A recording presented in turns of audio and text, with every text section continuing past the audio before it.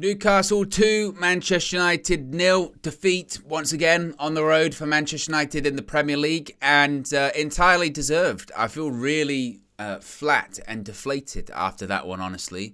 And I went into this game with a real cautious feeling because I wasn't confident. I wasn't confident. We've seen United play away from home a few times this season against the big sides, against the sides in the top half, and we've seen these performances that have been really lackluster, really lethargic, lacking intensity, lacking energy. In certain games, not taking chances, but we didn't even create really any chances today, and also factored in with what we've seen in the last 6 weeks or so. Obviously, I guess, but let's say the month, because you take out the 2 weeks for the international break, is we have seen a Manchester United side really get away with it. Let's be honest, in quite a few games, get away with having really poor moments in the game and having this real lethargy about us and a real lack of intensity. And that was really fully on display again today. And Newcastle win the game 2-0, but to be honest, it could have been 3, 4, 5, This could have been akin to some of those performances where we were embarrassed, and towards the end of the game, particularly after the two centre-backs were taken off and it was just chaos on the pitch, it could have got really embarrassing again. And it's really, really disappointing. It's really deflating. And I don't know what disappoints me most is that if I'm not entirely surprised, because, again, in the last month or so, there have been some really worrying signs from some of the Manchester United performances. I don't know if it's fatigue. I don't know if it's because we've won the cup already this season, our mind's been taken off it, or our minds were so spread thin when it comes to all of these competitions, and we are missing people, but it was just really disappointing. And realistically, the reason we lost this game, for the majority of it, is that the midfield battle was just... It's not even as if Newcastle won it, because it wasn't even a contest. I mean, they won it almost by forfeit. Scott McTominay was in there with Marcel Sabitzer and Bruno Fernandes today. In the first half, McTominay was playing in a more advanced role. I guess that Ten Hag had hoped that because of his goal-scoring exploits for Scotland, he would be on form today, but he was really, really poor. I thought he was appalling at times, honestly. I thought his first touch was lackluster. His ability to pass the ball forward is non-existent. Marcel Sabitzer, I felt, struggled with the game.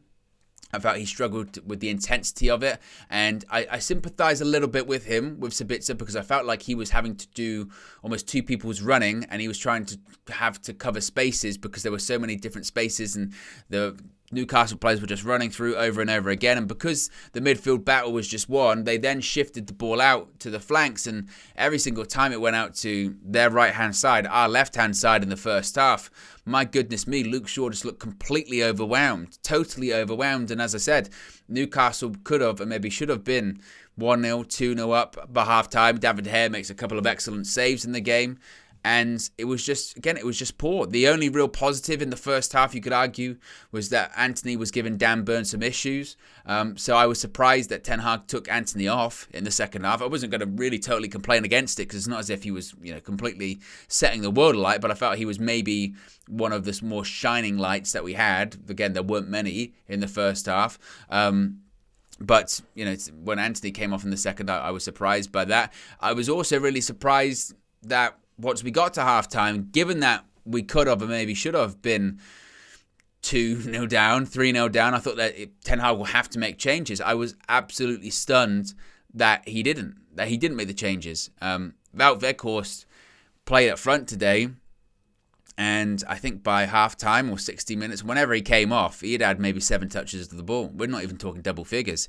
He had less touches than the Newcastle goalkeeper. And for a point of reference, we didn't have our first shot on target until 57, 58 minutes, something like that. So the Newcastle goalkeeper wasn't really touching the ball that much anyway. And it's not as if Newcastle, they play the ball out the back, but it wasn't as if Nick Pope was always on the ball.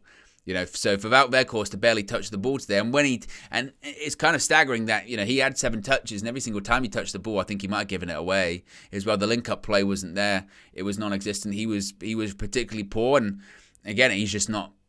I sympathise. I've said before with Wout, because had we been in a normal situation where we weren't completely broke come January and we hadn't lost Cristiano Ronaldo and our other starting striker wasn't injured for the whole season, maybe we wouldn't be going for Wout Weghorst, and if we had to, we'd be going for a high quality striker. But even for Wout Weghorst, I thought he was poor today. He's an international player still. You don't have 7 touches in a match. You don't. And he was really, really poor. I thought Anthony Martial, when he came on, did look somewhat lively. Jadon Sancho, I didn't think he did that much. I thought Anthony was unfortunate to come off. And then, to be honest, when Newcastle scored, it was one of those moments where you just sort of go, oh, yeah, okay, yeah, they score. Of course they're going to score. Why wouldn't they? Why wouldn't they score? They've been threatening it all game. They should be 1-0 up. And I think the biggest frustration with it is that the game had started to peter out a little bit. They were going to make some changes, Newcastle, and it was just so sloppy. I mean, such a avoidable goal, giving the ball away, but then also not only giving the ball away, but not reacting. If a ball comes in the box and you can see a player that is going to head it, but they can't score from there because the angle's too narrow, you know it's going to come back across goal. So as a defender, as a goalkeeper with David De Gea, but as a defender too, you should be saying, right, he's going to head it across goal. I shouldn't be ball watching. I should be looking at the player. I should be anticipating where the ball is going to land, which player is going to try and head the ball or put the ball in the back of the net and prevent them from scoring. You had all of these players just staring at the ball, whether it's Dalot, Varane, Martinez. They were all just staring at the ball watching. And they deserved it. And this is how bad United were today. It's the moment Newcastle went 1-0 up, we went game over. Because we weren't scoring. We could have been playing even now.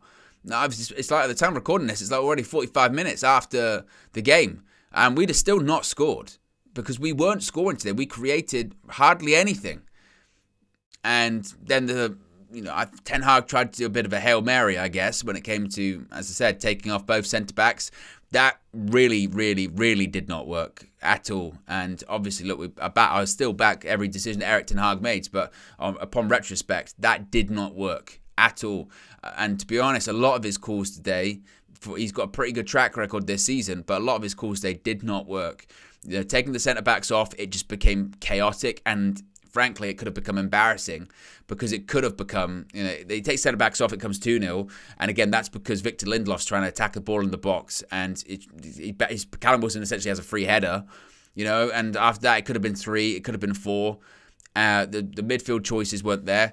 And I worry because the top 4 race is well and truly on. Newcastle, they're in pole position. And they weren't a couple of weeks ago, and that's because we've dropped off. As I said, recently we've been getting away with it. We've been putting in lackluster performances, less than energetic performances from the players, and it's starting to catch up to us. Because when you play big teams, proper teams away from home, if you start slow and you don't put the work in or you don't match the levels of intensity, you're going to lose. It happened against Newcastle. It happened against Liverpool. It happened against Man City. It's happened against Aston Villa. It's happened against all of these teams that we've played away from home in the Premier League that are half decent with decent coaches. They'll pick us apart because it's fundamentals. It's not even tactics. It's energy. It's desire. It's those kind of things. And that's the disappointing thing. My thing I kind of cling on to hope with is that we've got Casemiro coming back soon. Not soon enough because he's still suspended for a couple of games. He misses Brentford. He misses Everton. He'll be back for the FA Cup.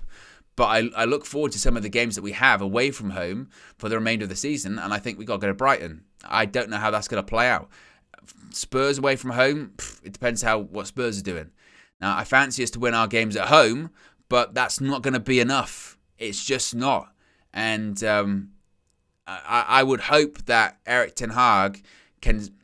Maybe sometimes you need to stop getting away with it.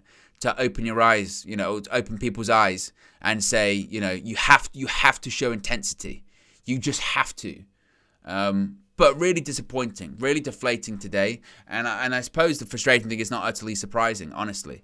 But they have to react. Brentford at home is going to be really, really challenging for Manchester United. Brentford are in excellent form. They're a really good team.